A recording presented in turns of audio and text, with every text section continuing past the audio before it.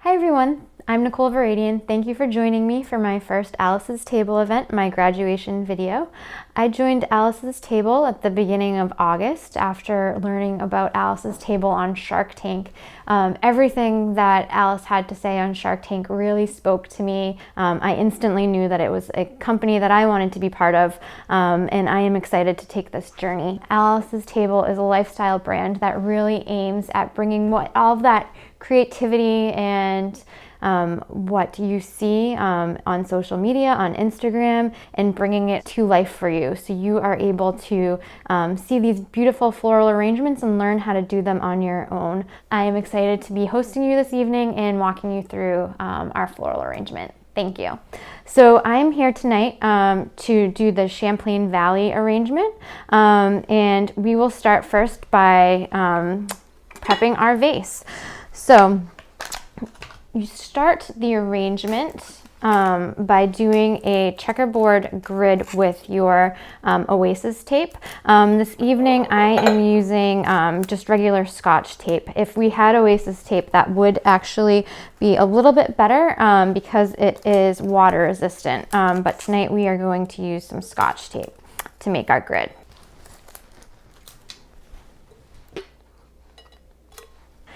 So we have our checkerboard grid created, and we want to make sure to create this grid before we put the water into our vases. Also, if this was a real event with guests, we would have prepped the vase with some floral ribbon to pretty our vase. But for tonight's purposes, we just have a clear vase. So now that the tape is in place, I'm going to fill the vase about halfway full. We want to do this at the event so that our guests don't have water spill all over them in their vehicles. The water has been treated with our plant food and is baby bath warm. So not too warm to make our flowers jump into bloom and not too cold for them as well. So it's a nice temperature for a floral arrangement.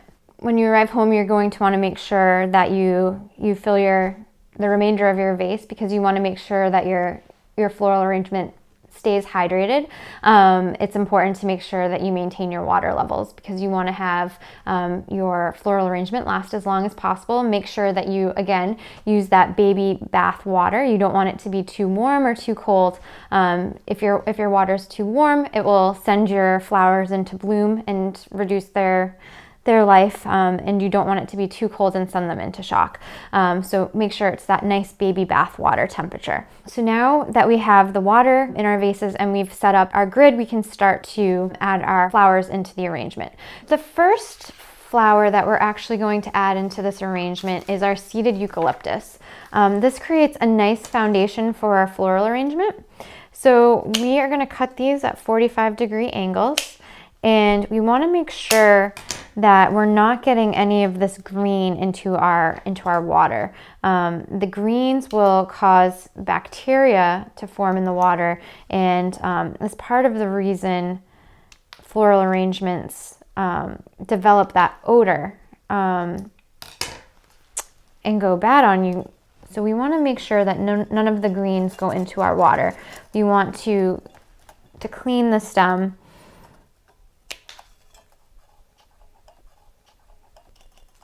and have that above the water level. So I'm just creating a nice base around our grid, adding the eucalyptus. And eucalyptus is a nice green because it lasts a long time. And it has these nice seeds to it that add dimension to our floral arrangements.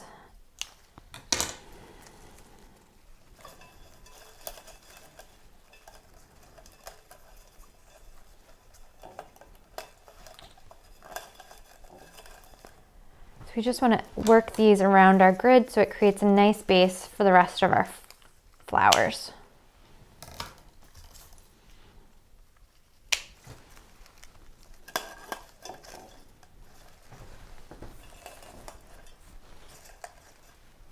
So once you have your eucalyptus in a place where you like your foundation, you can start to add our next flowers to the arrangement. So our next flower in the recipe is our dahlia.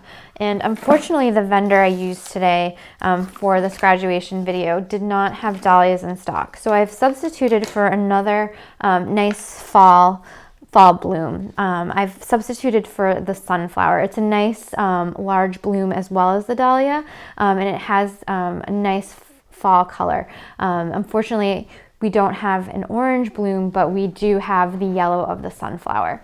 So I have 3 sunflowers here that I'm going to add to our arrangement. I have pre-cut these to the height that I wanted for our arrangement. So they are cut at a 45-degree angle. We want to make sure again that none of our greens end up in the flower, end up in our water, because that will create bacteria in the water and again lead to bacteria that could be harmful for the rest of our arrangement. The other thing that we want to make sure, if any of our blooms or flowers die while they're in the arrangement, we want to pull those out of the arrangement, because again, that can create bacteria that we don't want in the water. We don't want to damage our arrangement. One bad bloom and bacteria can create problems for the rest of the arrangement and for the rest of our flowers. That can go up the stems of the flowers and lead to the others in our arrangement starting to decay as well. So when we have 3, one thing that you could do with your arrangement that's nice is you could look at creating a triangle. Also, when you're cutting your stems, you don't want them to be too tall because you don't want them to become flimsy and flop over. So I have cut these to a nice height that shouldn't cause them to fall under their weight. The sunflower is a unique flower. It's actually endangered, and in the wild, they can grow up to 6 feet tall. Which is really amazing when you see those in bloom. So our next flower that we're going to add to our arrangement is the rose. So we have 3 nice roses here that we are going to add to our arrangement. Again, these nice fall colors that remind us of the fall foliage. So these are nice roses. We have 3 of them here, and we're going to prep our roses by using our dethorner. So here's our rose. First, we're going to use our rose stripper, and we're going to take, not too much pressure, take the greens and the thorns off of this rose. So now that that's done, we're going to trim our rose at a 45-degree angle. And roses have guard petals on them. These protect our rose, but they also keep it from reaching its full bloom. So we want to remove these petals. When we do this, it signals to our rose that it's time to go on display. The other thing that when you have your roses, you want to feel the firmness down here. That lets you know if you have a nice bloom. If they're too mushy, that means that the quality of the rose isn't that great. So you always want to make sure that you have a nice firm rose. So we're going to look for the height that we want the rose to be in our arrangement.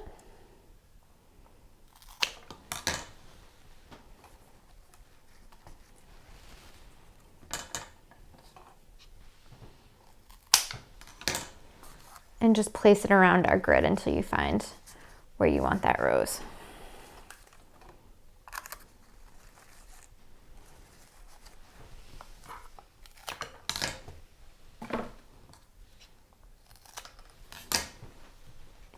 And you can see these nice fall colors coming together nicely in the arrangement.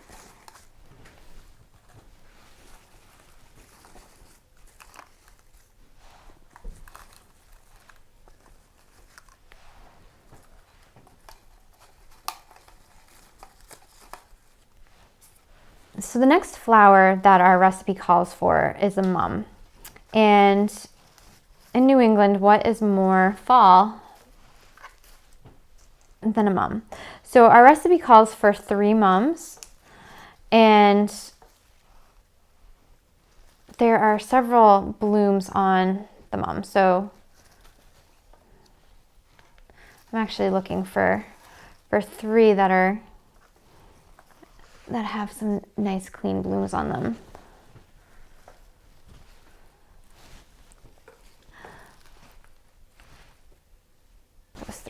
we are going to trim our mums to the 45-degree angle.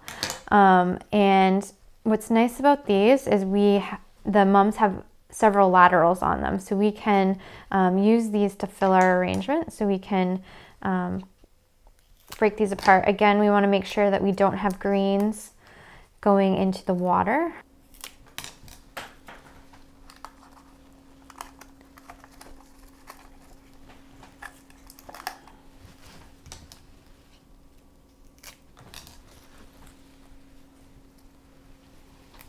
And with all of these laterals, we can break them up and place them to fill in the floral arrangement.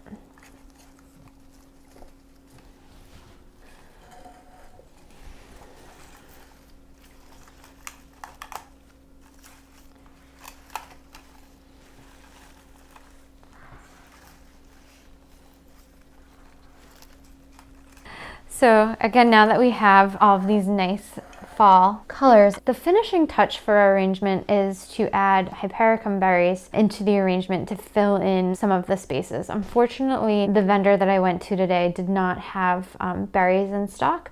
So I chose some green mums to fill in some of those spaces and to add some of that bright green into the floral arrangement. So I made that substitution for the graduation video. Hopefully in a live class working with our wholesaler, I would not have to make that substitution. But for this case, I have substituted with these mums, which have that nice pop of green that the hypericum berries have. So again, I'm going to trim these down and remove the greens and just work these greens into some of the last few spaces in the arrangement to give that pop of green into our fall foliage colors. And this green is really nice, a nice contrast to these nice burnt oranges, reds, and yellows that we have here for the fall.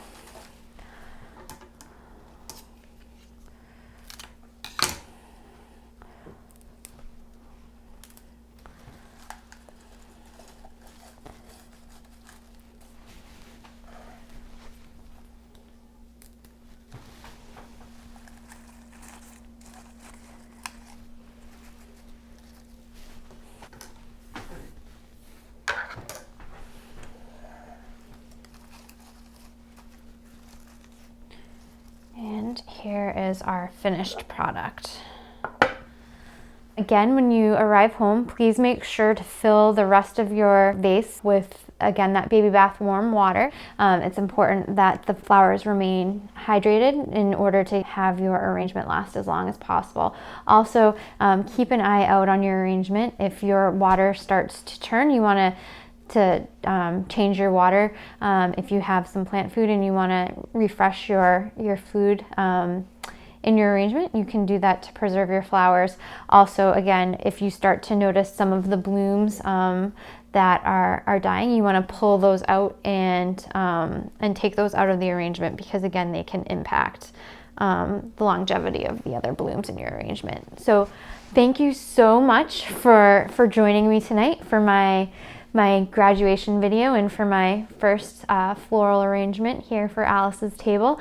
I am so excited to be with the company and to be hosting events with all of you, and I hope you enjoyed the event and attend some more and learn more about the different floral arrangements that we have this season. Thank you and have a good night.